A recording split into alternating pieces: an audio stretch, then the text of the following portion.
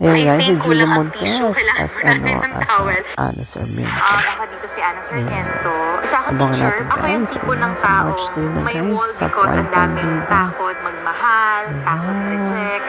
Nakaka-excite naman. Kaano mo ba siya?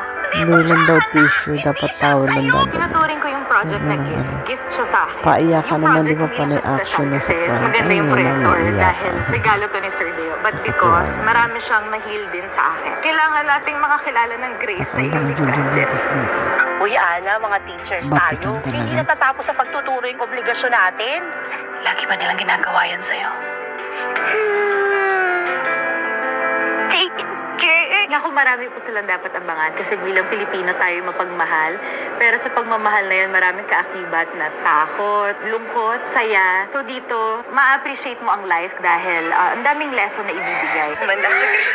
Pikit na pikit. Mga kapamilya, maraming salamat po sa inyong suporta sa Saving Grace. At dahil po dyan, there's more dahil marami pa po kayong mga eksenang hindi pa nakikita. Saving Grace, the untold story sa ating primetime bida.